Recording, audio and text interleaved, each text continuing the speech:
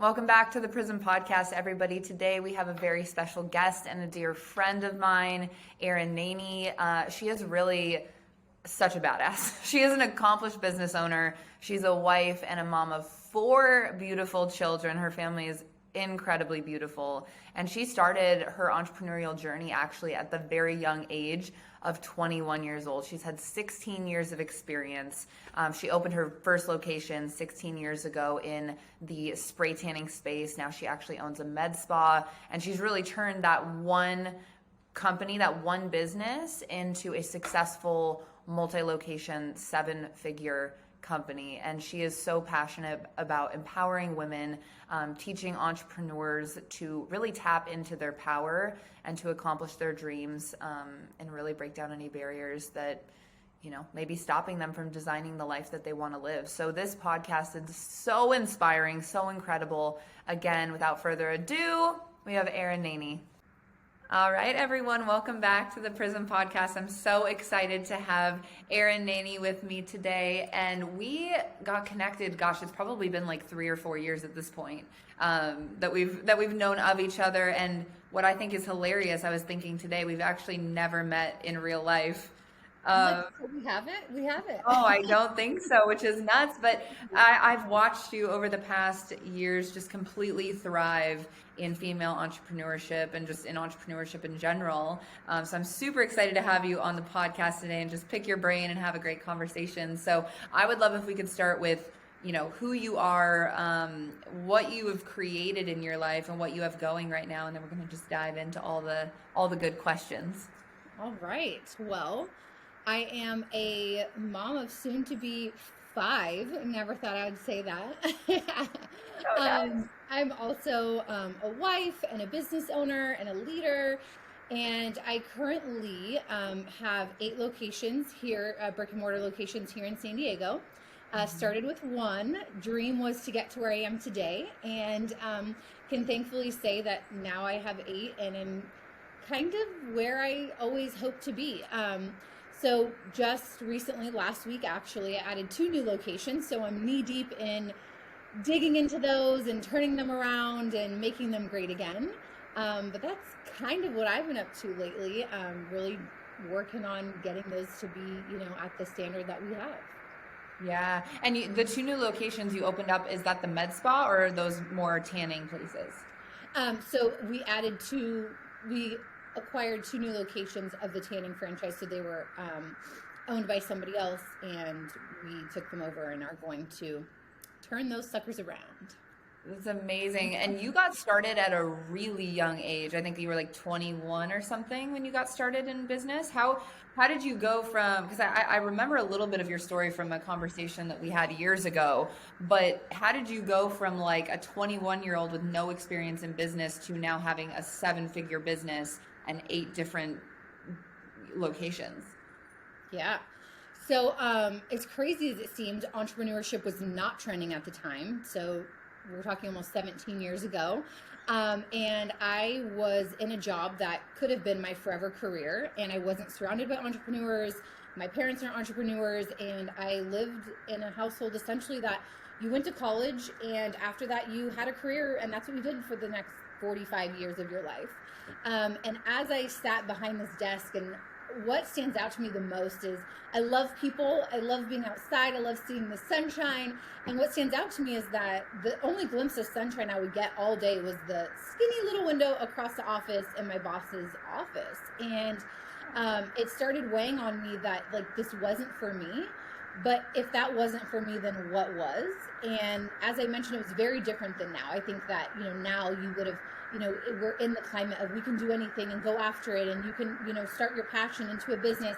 It was not like that. And so I do say that I think I was an entrepreneur from birth. I was the girl standing on a Saturday afternoon with my lemonade stand by myself. So I've always had this like passion and drive for business. But I didn't really know what that meant. So essentially it happened in a crazy way, but I was getting ready for my 21st birthday, walked into a tanning salon and was like, I love the energy of the music, the smells, the girls. I love helping people feel their best. And so from that, I had this crazy idea of I should open one of these, and dove all the way in. And the grace of it is being 21 years old, all the things that probably would have been roadblocks today, I didn't have. I was fearless. I was ready, and I knew that I wanted to really go after this. So I dove all in, and my family was thought I was crazy and made a mockery of me, and that was okay. And quickly, very quickly, did I learn that business is not easy. It is not made for the faint of heart. And less than a year after opening, I dealt with the 2008 financial crisis, which put every single business around me out of business. And it was a quick lesson that it was going to be up to me to do what it takes. So everything was being thrown my way. And how was I going to continue to invest in myself, to show up to be myself, to be my best, to learn how to lead a team, to learn how to know my numbers, and what was I going to do? And so really I dug all the way in, and I gave it 150% year after year, and never stopped to this day. Wow. I have so many questions for you because, my past was in like the network marketing space, and it's like business in a box. It's so simple, cut and dry, and there's been so much expansion for me the last few years into more traditional entrepreneurship, and it like you said, is not for the faint of heart. And I had a conversation with a mentor today about this glamorization of social media and people. Can you talk about some of the like times where you were eating shit in your career, and some of those like wall kicking moments? What got you through? What advice can you pay forward to some people who are maybe in the midst of building a traditional or non-traditional business, and they feel like they're just eating shit right now? Yeah. I love that you asked that, because I think that it's been painted to be so glamorous. I'm going to be the first one to tell you it is not. When you're in business for yourself, yeah, you're lucky if you're making any money. And that's what people don't understand, is they think it's this great thing, or even your team that's working for you has this envision of what you're doing. And it's like, I get paid last. That means that everybody on my team is paid. Every single bill is paid. Everything is taken care of. And if there's anything left, hopefully I have something home to take to feed myself, So Exactly. very different than what people think. But it was just my desire and passion and discipline that things are going to go wrong. And at first I used to have this crazy thought that once you hit a certain level of success, or, once I've been doing this for 10 years, all those things I'm not going to have anymore. And I couldn't have been more wrong, because really what it is that all those things are going to continue to come up. You're going to go through great times. You're going to go through terrible times. It might be back to back. It might be years of terrible. But you have to keep showing up, and you have to keep showing up as your best. You have to have that same motivation and passion that you had in day one and day 521. And so how do you continue to show up at your highest level when there's nobody telling you to get out of bed, when you might not even be taking home a paycheck? And so you have to have it within yourself to know, like, I'm going to give this my all. And regardless of what's happening, like, I had my whole personal life fell apart when I was first in business. And it was like, man, I had to really look in the mirror and say, like, it's up to me, and figure out what that meant. And so personal growth is huge to me, and investing in being better, because as a business owner and as a leader, I'm constantly pouring out to everybody else. So how do I continually make myself better if I'm not pouring back into myself and reinvesting in, why I'm here? So it's not glamorous. It's far from glamorous. Things are going to go wrong. Expect it. So when they do, you're like, okay, this was supposed to happen. This is going to make me stronger. There's lessons in every single hardship if you let them, as well as opportunities. So pay attention, keep your eyes wide open. Every time I go through something, I reflect and I really evaluate what that was. Like, even my adding 2 stores, it was one of the hardest transactions I've ever done. And so afterwards, I asked myself, like, I took a step back and I was like, wow, what can I learn from that? What stood out to me about that? Why was it so hard? And took some mental notes and wrote it down as well. But those type of things you have to learn from and really reflect on, to be able for them to be stepping stones for you later on. Totally. I love that you share. You're just so authentic, and it's not from like a victim standpoint. You're like, it just is hard, and it's going to be hard for everyone. There's going to be seasons, there's going to be years where you feel like giving up.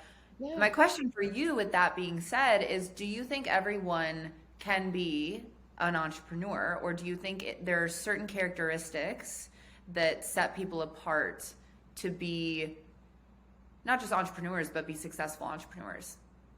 Don't shoot me, anyone. I love everybody and I will cheer so loudly for you, and whatever is on your heart, girlfriend, I will tell you that you can make it happen.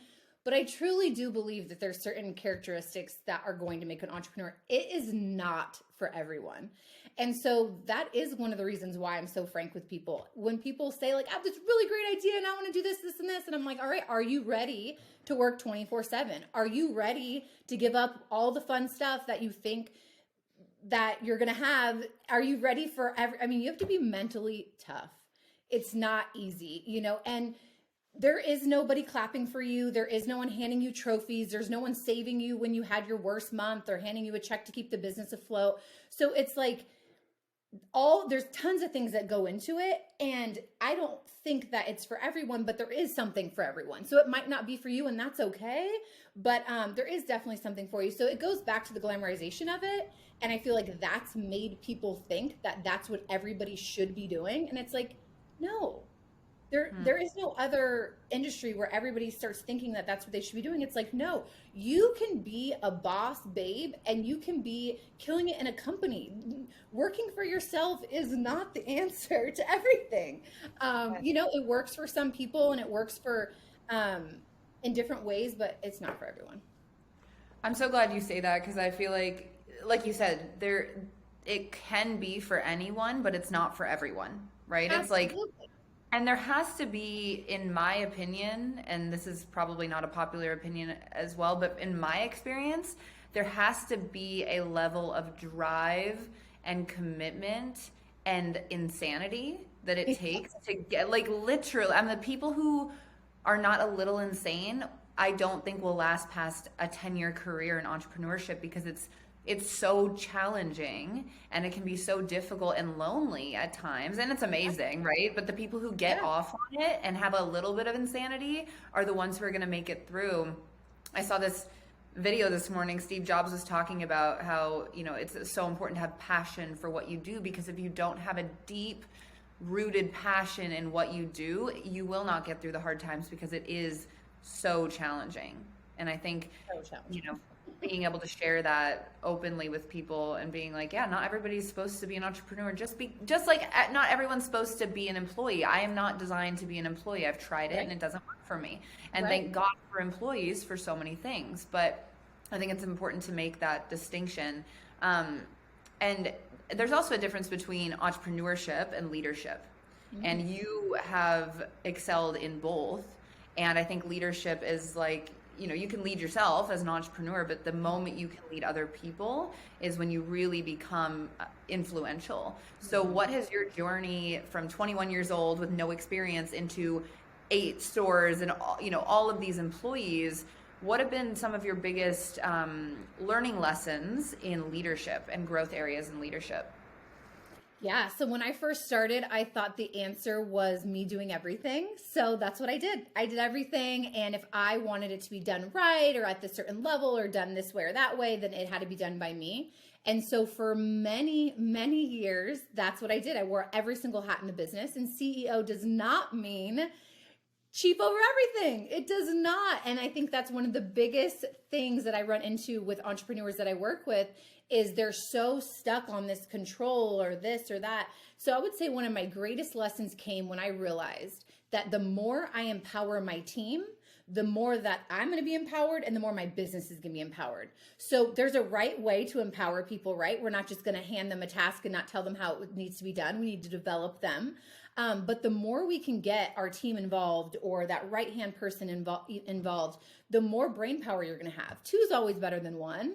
So if you start realizing that the control you have is that you think you have is actually holding you back, the sooner you let go of that, the quicker your business is going to grow and allow you to get to where you want to be. So for many years, I spent my business doing it all and trying to be at every single one. And then it's like, if my goal was to have 10 locations, how could I possibly do it all? So I ended up hitting this really big burnout point where I thought I didn't want to do it all at all. And in realizing that, it was one of my biggest realizations, because I realized that the problem was actually me. And the fact that I wanted to do it all so bad and have this control over it, that I wasn't empowering my team to allow me to get closer to my goal. So if I had this goal, but I wasn't working towards it, it was only leading to that wall. So I would say that was my biggest lesson, and still is my biggest lesson. And really what helped catapult me into my next level was realizing that you can have a kick butt team that works alongside you, that's going to bring stuff to the table that you didn't even think of. Going to have strengths that might not be yours. And so together, what you can accomplish is going to be way better than you can do on your own. The control is a lie. Someone can do it just as good as you are. There is no such thing as that. So really just learning how to empower your team has been one of my secrets to success, I would say. It's so good. I'm so glad you talked about control, because that's something I've seen repeatedly in stunting the growth of companies, is the owner's inability to release control to someone who will actually do it better and help the company grow to the next level. But it's challenging when you start and you're all by yourself and you do everything. But when we can really release control and give it up to the people who have different skills. We don't need to have every skill set. Actually, the skill set as CEO that you need to have is the skill set of identifying the people that possess the skill sets you don't have, and bringing in the team that's going to do it in the best way. And another thing I love about you, and something that I'm curious about, is your perception around being a beautiful, intelligent, personally developed, emotionally intelligent woman and business owner, and that potentially affecting your business experience. Because I can see from the outside looking in, some people would look at you and be like, it's been easy for her. She hasn't even had to try. She's beautiful. She's charming. She has all these, this charismatic nature about her that has helped her, right? I could never do that. But what I see in you is the amount of personal development behind that.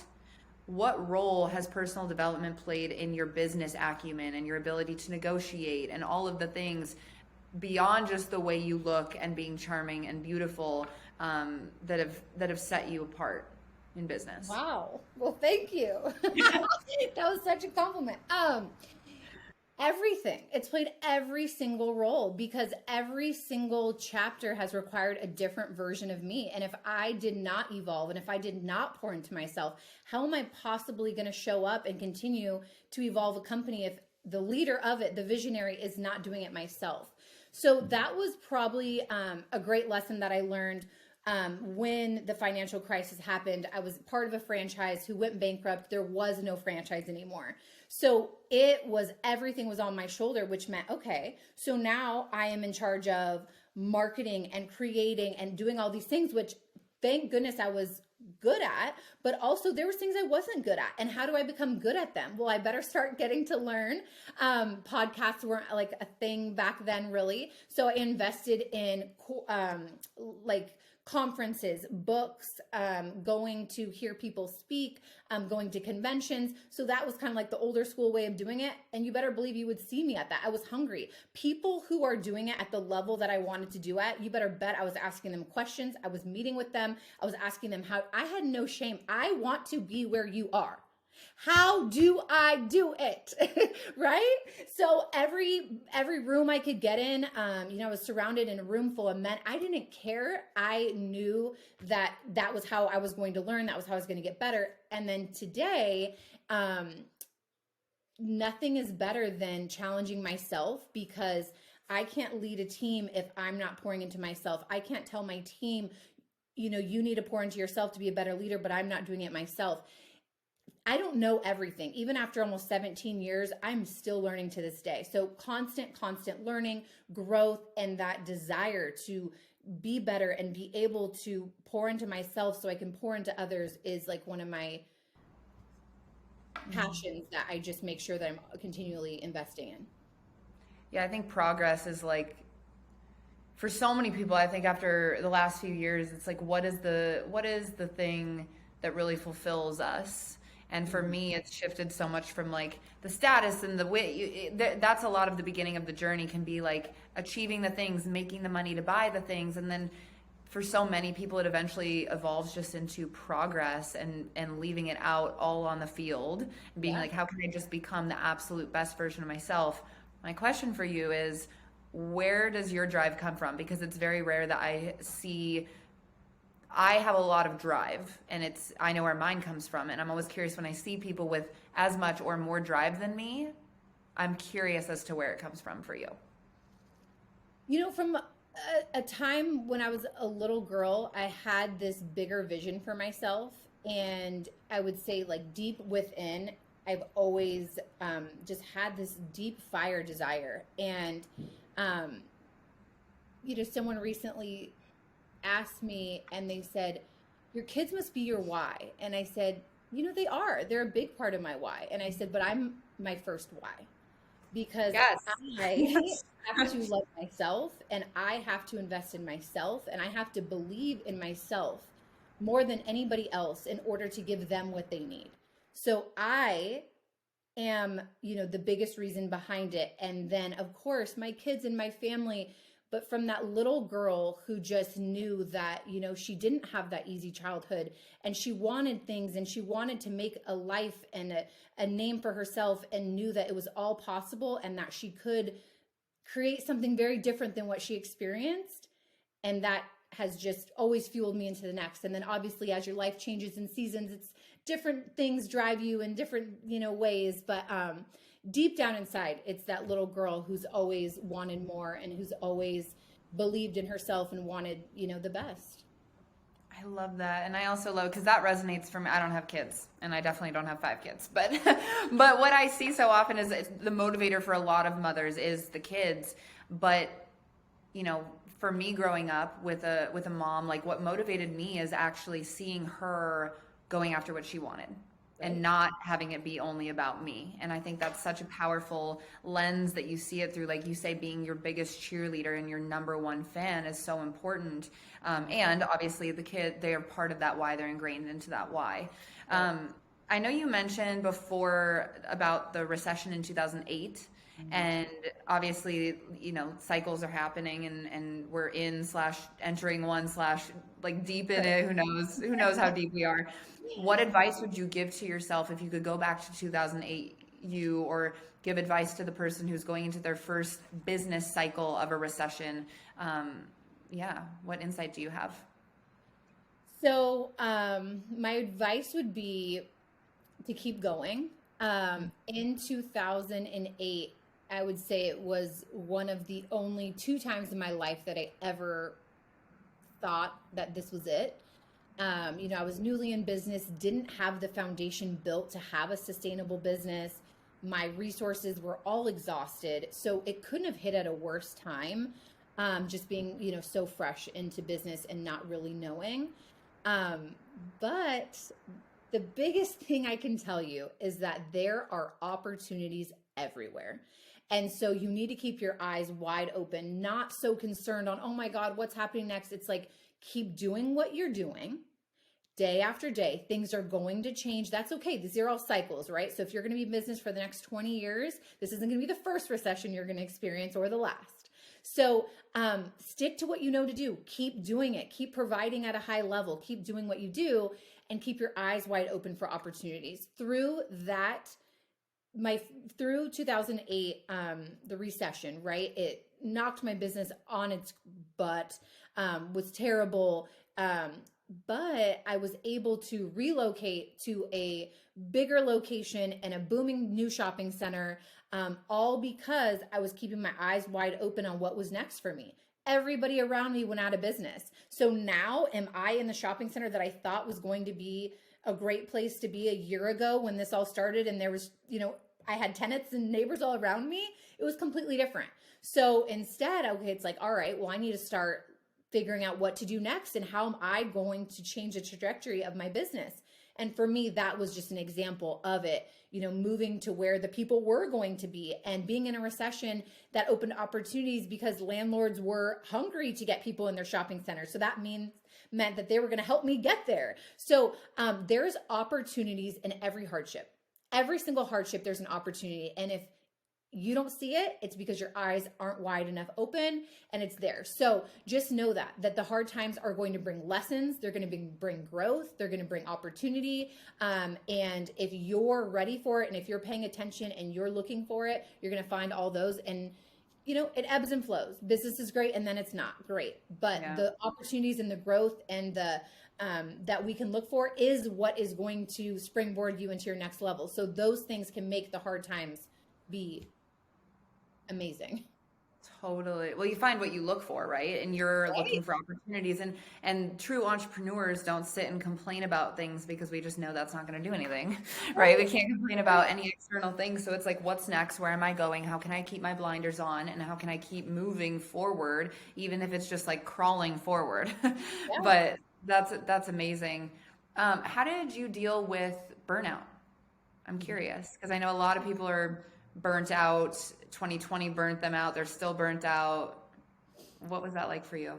So burnout, like just meant that I wasn't doing it right. And even to this day, when my days or weeks or something feels crazy, or I feel like I just can't like find that quote unquote balance that we're all looking for, the first step that I do is I look in the mirror. What am I doing wrong? So what am I doing? Does that mean that I'm not controlling my schedule? Does that mean that I'm spreading myself too thin? Does that mean I'm not getting my team involved enough? Does that mean I'm doing tasks that I shouldn't be doing? So most of the time, burnout is caused because we're overwhelming ourselves with things that we shouldn't be doing in business. So my first, question to somebody would be, okay, like, do you have anybody on your team? If you're new, maybe you start with a virtual assistant a couple hours a week, but we usually try to do it all or try to do too much. And that's what causes the burnout. And that's exactly what I was doing. And so anytime, even people on my team, when I can see that they're stressed and their shoulders are heavy, I will tell them, what are you taking on right now that you shouldn't? Because we have systems in place and people around you that have made this so that you shouldn't be feeling the weight of this. So if you feel too heavy right now, we have to look at ourselves to see what are we doing that we shouldn't.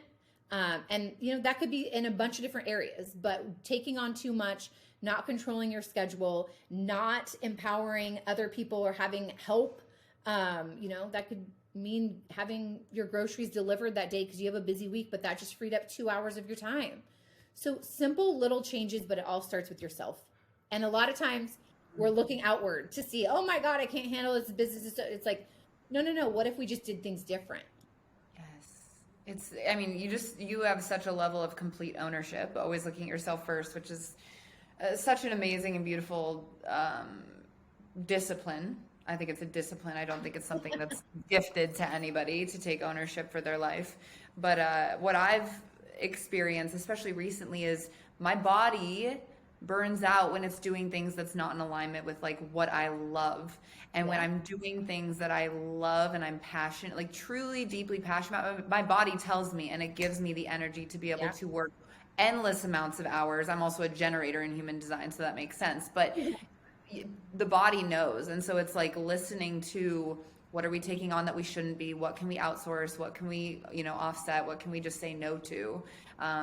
But if we're losing energy and we're burning out, it's usually because it's out of alignment. So I love that. Completely agree. I love that. How do you balance having 14 million children and building a business? It all goes to, I have a great team. I have great people around me to help me, and I really learned how to control my schedule. So I used to say yes to everything. I don't go out. I call it a school night. You will never see me out Monday through Thursday.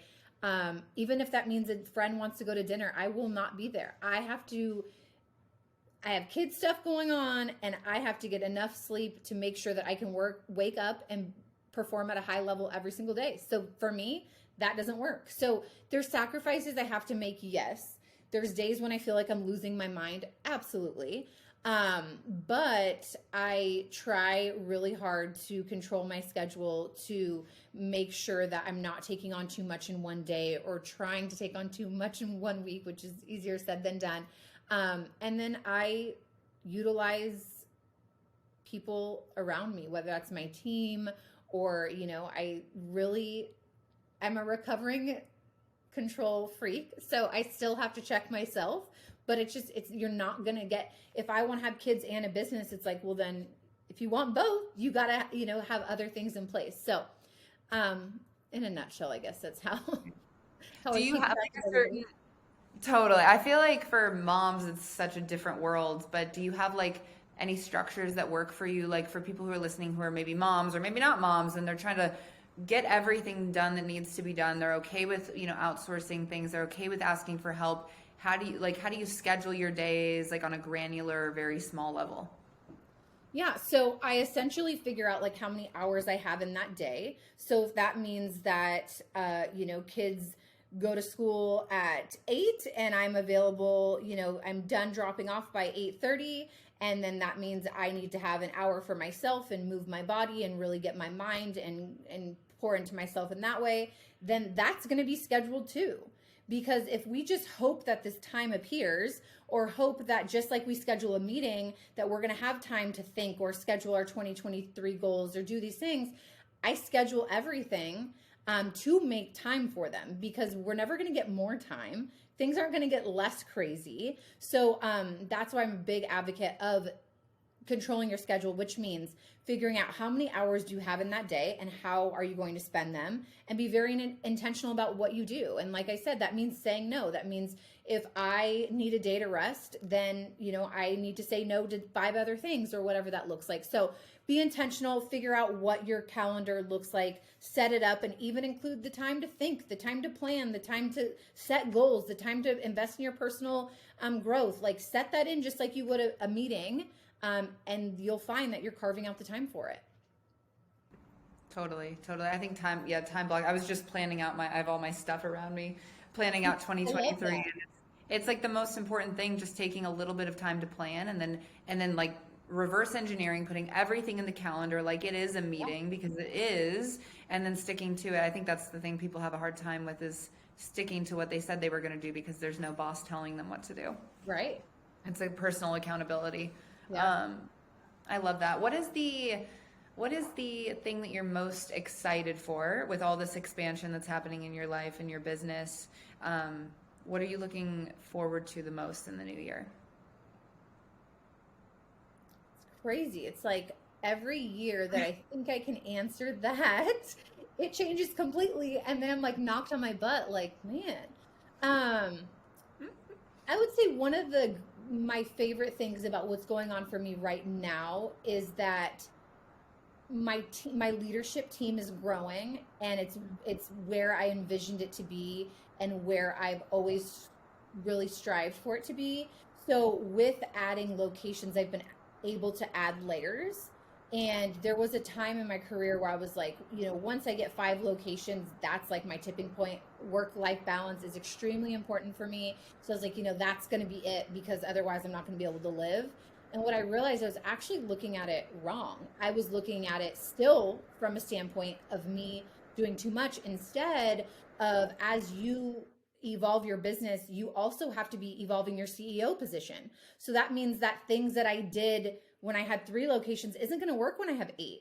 And so continue to evolve in your own company like you would if it was somebody else's is super important to me. So I've created, my other focus is continually working for where I am going, not for where I currently am. So if that means that I want to have 10 locations, what am I doing today to get me closer to the 10 locations? Whereas sometimes I would realize I had the habit of that was my goal, but I wasn't necessarily moving towards that goal. Or I would say that, but it wasn't reflecting it in the moves I was making in my company. So in quarter 3, that was a huge shift that I made. I knew that was my goal. And so I started making those moves and those changes in my company quicker than I normally would, regardless if the locations come or not. If I'm trying to get there, I have to set it up for that. So really excited because I'm challenging myself to think bigger and to really see things on a different scale than I ever have before. And I think that I've gotten clarity and I've gotten this bigger picture thinking that I would say almost like that I never had before. And so I think that's like energizing to me. Like I can still be a mom and I can still be a mom of 5 and I can still accomplish my goals. And I can be sitting here next year with you and say that I still was able to do X, Y, and Z. Like that excites me and that makes me excited for women everywhere just to know that like there isn't a ceiling to what we can do and we can have dreams on our heart and still be a mom or still be a wife or still be that woman we want to be. Totally, totally. When it comes to vision and goal, I hear some people say, like, don't set your goals too high because if you don't hit it, you'll get discouraged. And then there's the other side of like, set your goals really fucking high. And even if you don't hit that goal, you'll, fall. Obviously, your vision wasn't to be at this level in life, I'm sure. And maybe it was, but you're here now. What advice would you give? Would you give the advice to someone like dream big, deconstruct, and just go after it? Or like, just incrementally set your goals and as you hit them, then look at the next thing? No, dream freaking big. Our minds are so limited and we don't even know like what we're capable of, right? Like if you just set your dreams based on what you think is possible tomorrow, you're never going to truly get there. So dream big. What you want when you're thinking you're dreaming big is possible. It's not far out of reach. It's closer than you think it is. So is it going to take a lot of work? Yes. Is it going to take maybe more time than you thought? Possibly. Is it going to have detours that you never imagined? Absolutely. But don't ever shift your goal. Just change the way that you get there. Dream big. Keep dreaming even bigger.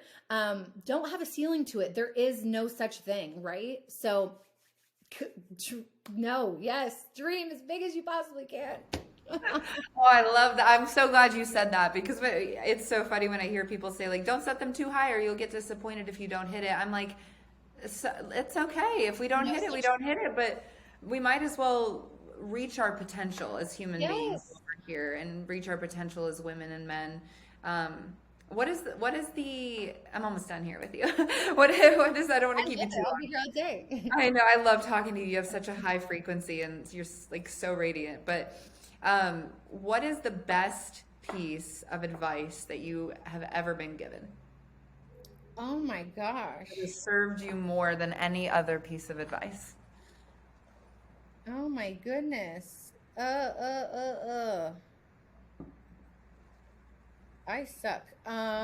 Best piece of advice that served me more than any. I didn't tell you any of the questions I was going to ask you, so I'm just throwing Which these is at you. normally fine, but I'm like, I just feel like there's so many like nuggets that, or even I feel like for me, there's so many. It's not like it wasn't necessarily things that other people told me. It was really like things that I experienced. Um, but yeah. I mean, really, I think that for me, it would just be to, and I know I've said this like 100 times, but I'm coming off of like that, just replaying in my business career over and over, is really just the fact to look for the opportunities and look for the growth in everything. And a quick story is that when COVID hit, I'm a brick and mortar service type business. We were closed. There was no option for you to even walk in my door. And I think it was probably close second, probably the same as, 2008 when all that happened. But it was the second time that I ever thought that I was about to lose everything in my business. And I was like, wow, you're telling me that this sickness that we never thought would ever come about is going to come and take every single piece of hard work that I've just worked for the past 15 years away? Like, mind blown. I have chills.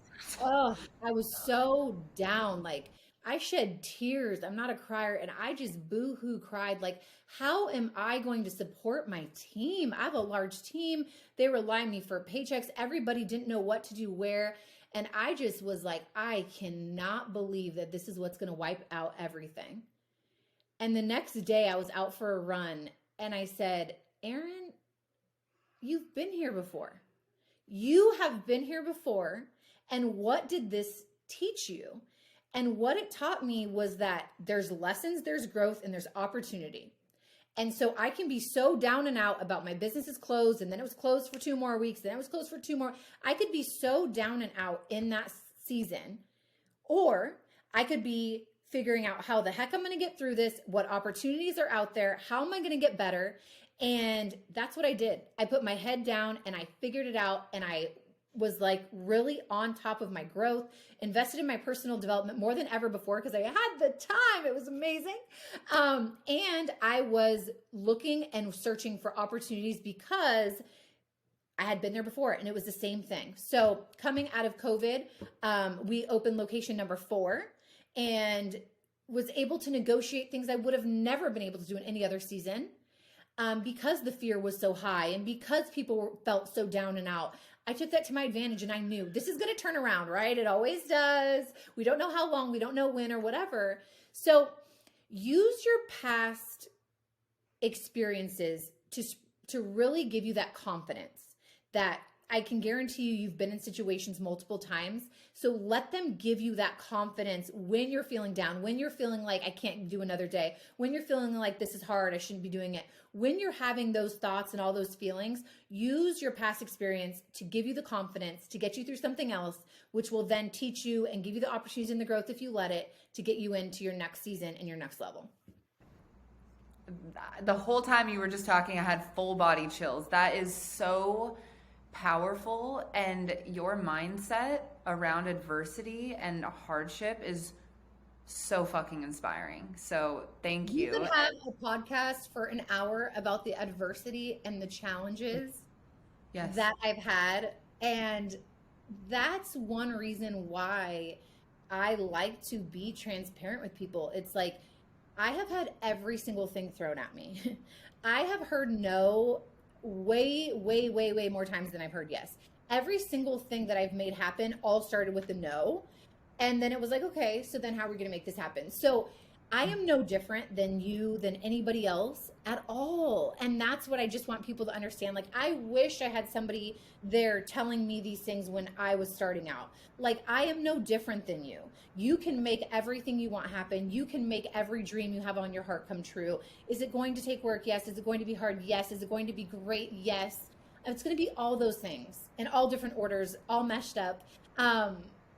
But it's so possible, and it's all there for you to really be able to embrace. So you're such a stand for female empowerment in business and what's possible in business, and you're years ahead of me, and so I'm so motivated. It's very rare that people motivate me, and seeing you just like hurdle after hurdle after hurdle continue to go just really does instill a level of belief in my system that continuing to just one foot in front of the other, it's all gonna work out. I am so, that's literally this is better than you can imagine, my girl. Better than you can imagine. Was this my vision when I started? Yes. But it's better than I could have even pictured it to be. So envision it and leave room for what you can't even imagine it to be yet, because that is there. Those gaps of like, wow, this is really happening, or wow, like it's all there for you. Oh, I thank you for saying that. I feel like if people are listening to this, they're probably like, okay, I got to go do something right now. I'm like, you're so motivating. Where can people find you? Where can they go to like your different med spas, your different tanning salons? Where are you located? Yeah, so I'm most active on Instagram.